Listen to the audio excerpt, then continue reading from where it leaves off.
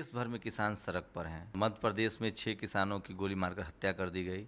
10 किसान पिछले 5 दिनों में आत्महत्या कर चुके हैं। किसानों में बहुत गुस्सा है और कांग्रेस उस पर लगातार अपना प्रतिरोध दिखा रही है।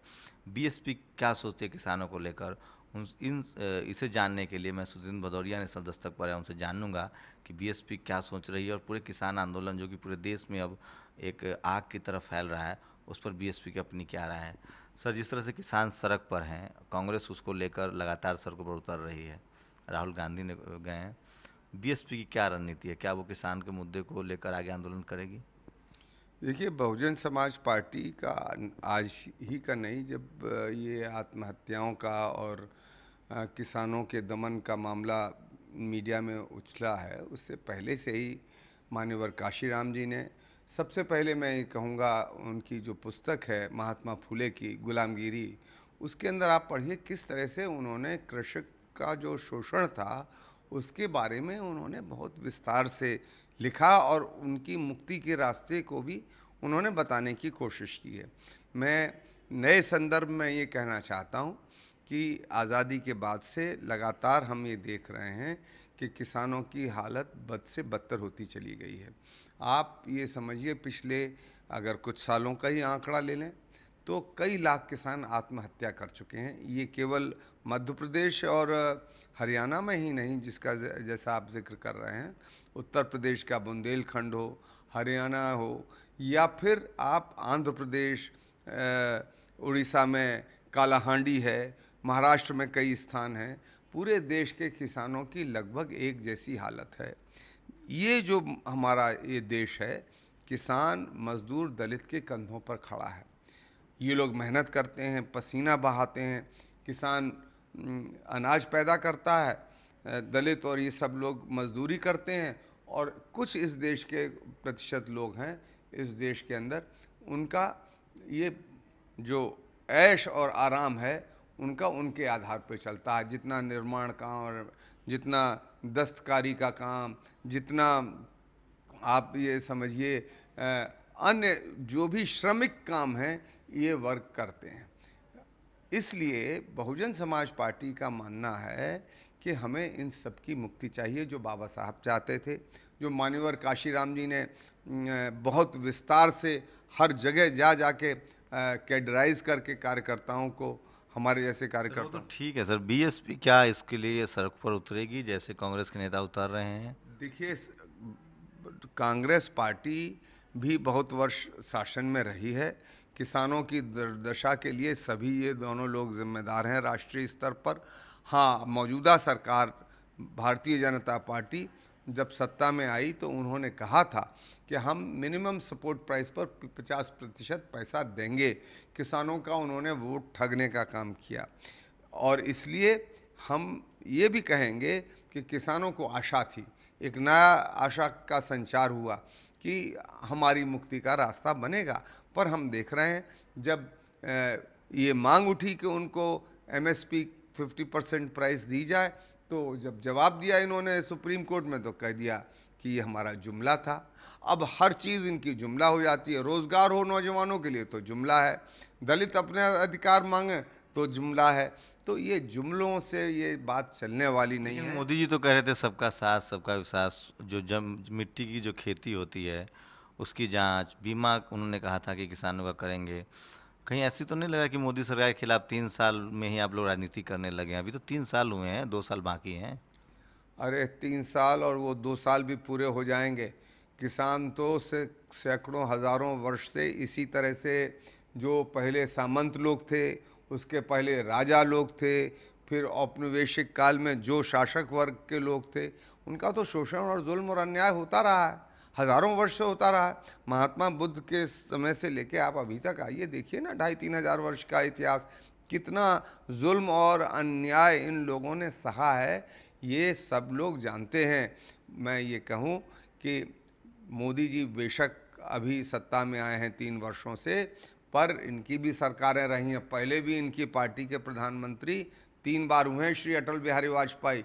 तो ऐसा नहीं है कि अभी केवल इनको मौका मिला है, इनकी प्रदेशों में भी सरकारें रही हैं। इन्होंने किसानों के हित में कभी कुछ काम नहीं किया। बहुजन समाज पार्टी चाहती है संवैधानिक ढंग से लोकतांत्रिक ढंग से। हम उन दलों के माफिक नहीं हैं जो उस श्रृंखल तरीके से तोड़ फोड़ के ज़रिए कोई अपनी बात को रखें। वो हमारा रास्ता नहीं है। हमारा रास्ता लोकतांत्रिक, संवैधानिक, शांतिपूर्ण रास्ता है। कह रहे हैं कि बीजेपी की तरफ से आरोप है, वेंकैया नायडू ने बोला, कृषि मंत्री ने बोला कि किसानों की दुर्दशा तो कांग्रेस के ज़माने में थी और कांग्रेस अब किसानों के नाम पर राजनीति कर रही है। तो क्या लग रहा है कि सही में मोदी जी को लोग मौका नहीं दे रहे हैं? भाई मोदी जी को पूरा मौका मिला, 3 वर्ष प्रधानमंत्री। वो तो कह रहे थे कि हम सत्ता में आते ही जब 15 दिन तब बीतेंगे, 6 महीने के अंदर हम 15 लाख रुपया काला धन सभी नागरिकों के खाते में ले आएंगे। अरे भैया 15 लाख रुपया छोड़ो, 15 रुपया नहीं आया, 15 आना नहीं आया। और इसी तरह से उन्होंने कृषकों को वादा किया था। आज आप पूरे देश में चले जाइए, किसान भूख और गरीबी और गुर्बत में जितना रह रहा है आज देश के अंदर, वो और दलित और मैं कहूँगा मज़दूर, चाहे वो किसी भी जाति और वर्ग के हों, सब एक ही बुरी दुर्दशा का जीवन व्यतीत कर रहे हैं। इसलिए मोदी जी अब 3 वर्ष के बाद ये नहीं कह सकते हैं कि उनको बहुत मौका मिला। उनको वोट भी बहुत मिला, भरपूर वोट मिला, लोगों ने जिताया, केंद्र से लेकर राज्यों तक जिताया। पर उन्होंने वादा खिलाफी की है, उन्होंने धोखा दिया है, उन्होंने किसानों को भी धोखा दिया है, दलितों को, मजदूरों को भी धोखा दिया है। लेकिन बीजेपी तो अच्छी पार्टी है सर। देखिए केंद्र में उनकी सरकार है, चीफ मिनिस्टर जो है वो बैठ जाता है धरने उपवास पर। कभी सुने थे कि कोई चीफ मिनिस्टर जो है वो किसानों के लिए, उसके राज्य में भले गोली चले, वो धरने पर बैठ जाए? भाई ऐसा है, एक दिन उपवास कर रहे हैं किसान तो 2500 2,500 वर्ष से उपवास कर रोज जीवन व्यतीत कर रहा है। उसको कहाँ मिल रहा है खीर पूड़ी और तरकारी खाने को? उसको तो उपवास में पैदा होता है, उपवास में जीता है और उपवास में चला जाता है। ये तो कहना कि देखिए, भारतीय जनता पार्टी इस तरह के उपदेश और नाटक करना बंद करे। उनका जिला है सीहोर, श्री चौहान साहब का जिला है सीहोर। वहाँ सीहोर में रोज़ आत्महत्याओं की रिपोर्ट इसी मीडिया को जो उनको कंधे पे उठाए रहता है उसके माध्यम से आ रही हैं। तो उनको तो शर्म करनी चाहिए कि जो जिस जनपद से वो जीते हैं, जहाँ से वो मुख्यमंत्री बने हैं, वहाँ तक के रोज़ किसान, आज भी जब मैं आपसे बात कर रहा हूँ, आज एक किसान की आत्महत्या की रिपोर्ट आई है उन्हीं की विधानसभा क्षेत्र से। तो सर कांग्रेस तो लंबे समय से शासन में है, 3 साल में, तो उसके लिए तो जिम्मेवारी कांग्रेस को लेनी चाहिए। तो राजनीति कर रहे हैं आप लोग मोदी जी के खिलाफ, खाली सिर्फ आप लोग। और मोदी जी के समर्थकों का कहना है, टीवी चैनल का कहना है कि किसान जो अच्छा कपड़ा पहने, जीन्स पहने, सफ़ेद कपड़ा पहने, वो किसान ही नहीं है। ये लोग सब जो है बीएसपी, बीजेपी, माफ़ कीजिएगा बीएसपी, कांग्रेस और तमाम दलों के ये जो हैं वो पॉलिटिकल एक्टिविस्ट हैं जो मोदी जी को बदनाम कर रहे हैं। ऐसा है कि ये केवल मोदी जी की प्रेरोगेटिव नहीं है कि रोज़ रोज़ सदरी पहन, मैंने भी सदरी पहनी हुई है, पर वो रोज़ 2-2 घंटे में सदरी बदलें। उनका सूट तो 10-10 लाख रुपए का जो वो ओबामा साहब के साथ पहने, और एक दिन में कितनी बार पोशाक बदलते हैं। भाई कभी ये ऐसा क्यों है कि केवल नंगे बदन ही रहेंगे दलित और मजदूर और किसान हमेशा? यही जो शासक हैं इस देश के, केवल अच्छे वस्त्र पहनने का। अरे भाई उनमें से भी लोग पढ़ लिख के कुछ थोड़ी सी मजदूरी कर ली, थोड़ी सी किसानी कर ली, उसमें एक जीन खरीद ली और एक बनियान खरीद ली, तो बड़ी परेशानी हो रही है इन लोगों को। ऐसा अगर इस तरह से देश में भेदभाव रखेंगे तो ये वैसे भेदभाव की पार्टी है। कभी धर्म के आधार पर भेदभाव करते हैं, जाति के आधार पर भेदभाव करते हैं, और महिला और पुरुष के आधार पर ये भेदभाव करते हैं। बाबा साहब ने बहुत स्पष्ट इनके बारे में एनहिलेशन ऑफ कास्ट में हमें बतलाया किस तरह के भेदभाव हैं। इसलिए ये भेदभाव वाली पार्टी है, पुराने सामंती मनुवादी विचार वाली पार्टी है। तो इसलिए इनके ये नाटक और उपदेश हम लोगों पर असर नहीं डालते। हम जानते हैं हमारा दुश्मन कौन है, हमारा दोस्त कौन है। गंभीर सवाल है सर, क्या लग रहा है कोई भी सरकार हो, किसानों को लेकर कोई चिंतित है? उनके लोन, इतने कॉर्पोरेट हाउसेस के लोन माफ़ कर दिए जाते हैं, किसानों के छोटे छोटे लोन हैं वो माफ़ नहीं हो रहे हैं, किसान सचमुच आत्महत्या कर रहा है। क्या लग रहा है कि कोई रास्ता दिख रहा है? आप बताइए, किसानों से 5 रुपए आप आलू खरीद रहे हैं, 2 रुपए आलू खरीद रहे हैं, मार्केट में 20 रुपए बिक रहा है, तो कोई रास्ता दिख रहा है? ये तो कुछ दिख नहीं रहा। अब तो जीएसटी में किसानों पर भी टैक्स लगेगा। देखिए, आपने सही कहा है कि किसान से तो आलू खरीद लिया 5 रुपया का, एक 2 रुपया का, और उसमें 100 ग्राम भी नहीं होता है चिप्स का पैकेट। ये जो मल्टीनेशनल कंपनियां और यहाँ की बड़ी कंपनियां जब बेचती हैं तो वो 100 रुपये में बेचती हैं 100 ग्राम आलू, खरीदती हैं वो 2 रुपया में। अगर उसका आप गुणा कर लो तो उन्हें तो 1-2 रुपए की चीज़, 3-4-5 रुपए की चीज़ को 1,000 रुपए में, ये नहीं, इसमें टाइम लगता नहीं है, ब्याज व्याज का भी।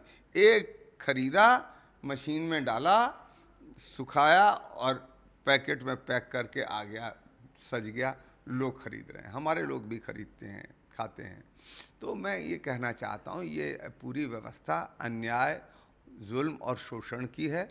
वंचित लोग, शोषित लोग, दलित लोग, महिलाएं, सब गरीब लोग, अल्पसंख्यक इकट्ठे होंगे और इस पूरी व्यवस्था को उखाड़ कर फेंकेंगे, तभी इस देश में मुक्ति का रास्ता बनेगा। अरुण जेटली ने कहा है कि हम केंद्र सरकार लोन माफ़ी के पक्ष में नहीं है, वो राज्य सरकार का अपना समस्या, अगर वो माफ़ करते हैं तो राज्य सरकार देखिए। क्या लग रहा है, किसानों की समस्या हल होती दिख रही है आपको? देखिए, ऐसा है, उनके हाथ में एक ही अधिकार है कि वो बड़े धन्ना सेठों के कर्जे तो माफ़ कर दें। मैं कल ही पढ़ रहा था, उसमें था कि एनपीएस का करीब 1.5 लाख करोड़ रुपया तो पहले माफ़ किया गया। फिर एक तैयारी हो रही है एनपीएस को, जो नॉन प्रॉफिट कंपनीज़ हैं, हाँ, उनके बारे में एक नीति बनाने की।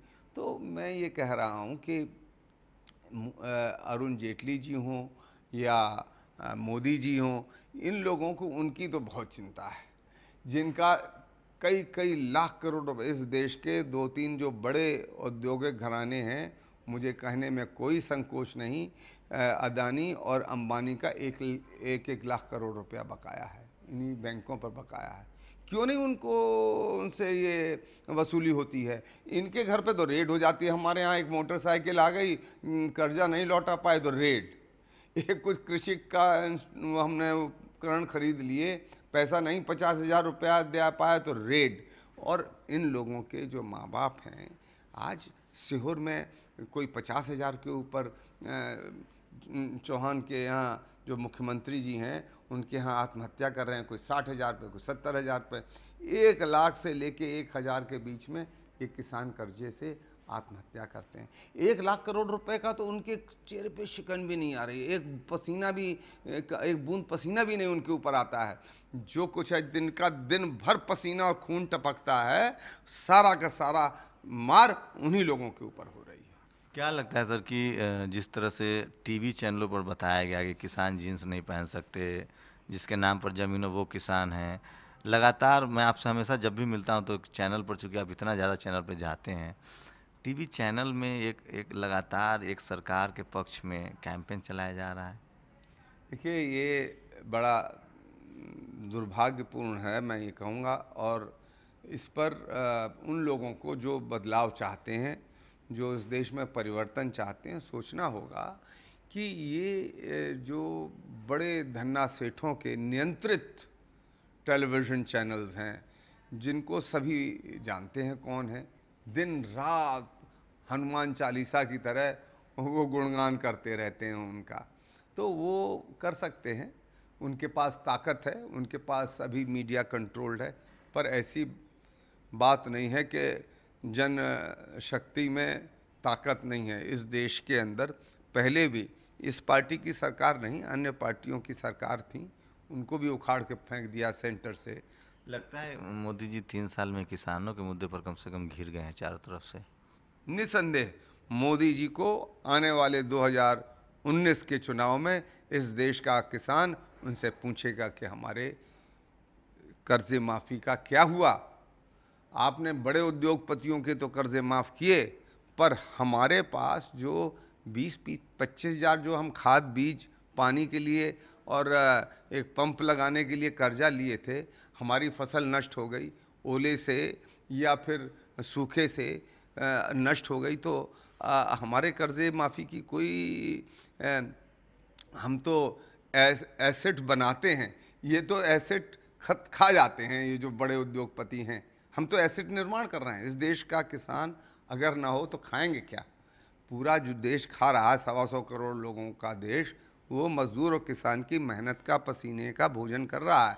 तो उन लोगों के लिए अगर इस देश के अंदर दर्द नहीं है और व्यवस्था नहीं है सरकार के अंदर, तो इस सरकार को रहने का कोई अधिकार नहीं है। किसानों को लेकर मोदी सरकार फंसती आ रही है। पहली बार 3 साल के दौरान ऐसा लग रहा है कि सरकार बैकफुट पर है और विपक्ष जो है वो हावी है। और चाहे वो कांग्रेस हो, चाहे वो लालू यादव हो, चाहे वो बीएसपी हो, चाहे वो जेडीयू हो, तमाम दल जो है वो बीजेपी को घेरने में जुटी है। और खासकर मोदी जी से सवाल पूछा जा रहा है कि किसानों को लेकर आपकी क्या नीति है, क्या रणनीति है, और किसानों की ज़िंदगी कैसे बचाई जा सकती है। कैमरा शाम के साथ शंभू कुमार सिंह, नेशनल दस्तक, दिल्ली।